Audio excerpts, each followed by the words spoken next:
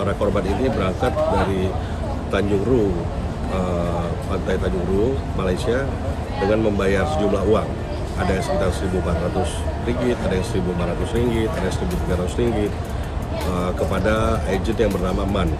Kemudian mereka berangkat tanggal 24 Januari pukul 03.00 pagi menuju Dumai. Di balik penembakan 5 warga negara Indonesia oleh polisi maritim Malaysia di Tanjung Ru, Selangor memasuki babak baru. Satu nama yang diduga dalam penyelundupan pekerja migran ilegal terkuak.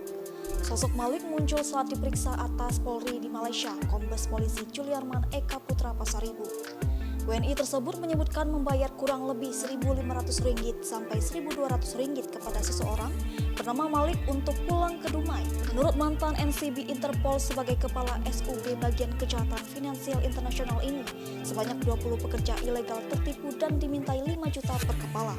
Mereka terjebak di kapal dan menjadi sasaran tembakan otoritas Malaysia. Setelah berhasil melarikan diri, keberadaan mereka kini tidak diketahui. Hingga 5 WNI sudah ditemukan dalam keadaan terluka. Menurut dia, kasus ini dalam penyelidikan otoritas Malaysia. Aparat masih menelusuri apakah Malik merupakan bagian dari jaringan lama atau pemain baru dalam bisnis penyelundupan tenaga kerja ilegal. Diketahui pada Jumat 24 Januari ketika kapal patroli Agensi Penguat Kuasa Maritim Malaysia mendeteksi sebuah kapal yang membawa pekerja migran Indonesia melintas di perairan Tanjung Ru, Selangor. Berdasarkan informasi dari kepolisian di Raja Malaysia, petugas APMM menembaki kapal yang diduga membawa WNI yang hendak meninggalkan Malaysia secara ilegal. Aparat mengklaim bahwa penembakan terjadi setelah kapal tersebut melakukan perlawanan. Menanggapi ini, Menteri Perlindungan Pekerja Migran Indonesia Abdul Qadir Kardin meminta pemerintah Malaysia transparan dalam penyelidikan kasus ini.